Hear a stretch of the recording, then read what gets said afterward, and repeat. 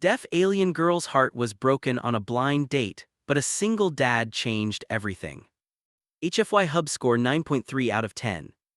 I was literally in the middle of formatting cell block G on my spreadsheet for the fourth time today, just completely zoning out at my desk when I threw this video on.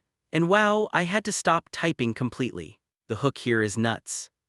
It starts with this incredibly awful, super relatable bad blind date where an alien girl gets dumped because she uses sign language, and it spirals into a massive galaxy-wide civil rights movement just because a single dad and his deaf daughter decide to sit with her. I squeezed my cheap foam desk stress ball so hard it literally ripped at the seam when that awful bureaucrat lady tried to tell them they couldn't eat together. It was just infuriating. The vibe is so raw and emotional, but also really sweet. It heavily reminds me of this half-feral calico cat that lived in my apartment's parking garage a few years back.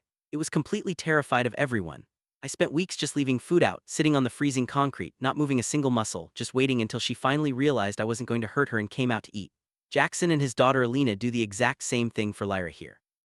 They don't make a huge scene at first, they just gently reach out, use her language, and show her she's safe. It takes real patience to build that trust. At the end of the day, that Director Westbrook character is exactly like a power-tripping HOA board member who hates joy, but with the backing of an entire colonial government. Awful. I highly recommend this one if you love found family tropes and quiet, cozy romances that accidentally trigger massive political revolutions. I dunno, it just perfectly scratched that sci-fi itch for me today. It's a beautiful story about basic empathy. Go listen to it. Number 1, Accessibility Barrier, 10 out of 10. I found this super easy to jump into. There wasn't any crazy technical space jargon, it was just a floating restaurant and some extremely relatable social awkwardness. Perfect.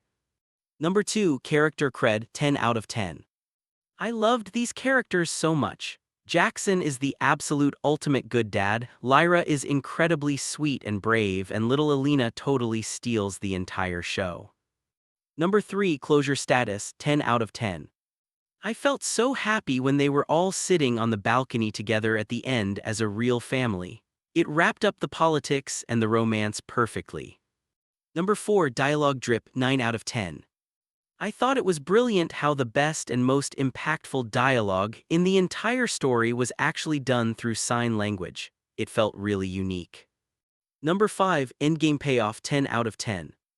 I was practically cheering at my desk when the bigots lost their jobs and the integration laws got passed. Seeing the good guys win through pure kindness is the best. Number 6, Found Family Factor, 10 out of 10. I am a total sucker for this trope. A single dad, his deaf daughter, and a glowing alien woman forming a family against all odds. Sign me up. Number 7, HFY Video Length, 1530 min. I thought the length was absolutely perfect for my lunch break. It gave the romance time to breathe without dragging out the political stuff too long. Number 8, Logic Coagulation, 9 out of 10. I felt like the government's terrible reasoning for keeping the species apart made total sense in a dystopian way. Classic bureaucratic control tactics. Number 9, Narrative Gut Punch, 9 out of 10. I physically winced when Lyra's bioluminescent glow faded because her date was humiliating her. That detail just absolutely broke my heart. Number 10, Packing Pulse, 8 out of 10. I really enjoyed how it started out feeling like a quiet rom-com and then slowly escalated into a tense political standoff in the middle of a restaurant. Number 11, Possible Sequel, Maybe. I would definitely listen to a sequel just to see Jackson and Lyra navigating regular daily life as a mixed-species family. That sounds super cozy. Number 12, POV Perspective, 9 out of 10. I liked seeing the story unfold through the lens of a protective father. It made the stakes feel way more personal than just standard galactic politics. Number 13, The Human Edge, 10 out of 10.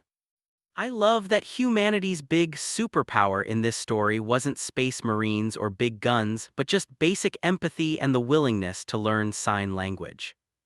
Number 14, The Onion Factor Tearjerker score, 9 out of 10. I definitely had to blink back some tears when Alina signed that her mom taught her she wasn't broken, just different. That was incredibly touching. Number 15, Thematic Resonance, 10 out of 10. I think the core message that genuine connection and kindness can defeat systemic fear is just beautiful. It hit all the right notes for me. Number 16, Trope Remix score 9 out of 10. I've seen the humans will date aliens trope plenty, but making it this wholesome, respectful connection built entirely around accessibility was super refreshing. Number 17, Visual Bang Per Buck 9 out of 10. I could picture the scene so clearly. The glowing bioluminescent skin lighting up when she got happy was such a gorgeous visual to imagine. Number 18, Wholesomeness/Cozy rating 10 out of 10. I don't think it gets much cozier than sharing glowing desserts with a new friend while standing up to bullies. It was ridiculously wholesome. Number 19, World Building Vibe Check 8 out of 10. I really dug the setting. A floating restaurant over crystal canals with 3 moons in the sky is a classic, beautiful sci-fi aesthetic. Number 20, Xenobiology Integration 9 out of 10. I liked how her species naturally used sign language because of high rates of genetic deafness and how her skin physically reacted to her emotions. Really cool concepts. HFY Hub score 9.3 out of 10. Hope see you at the next HFY Hub video review.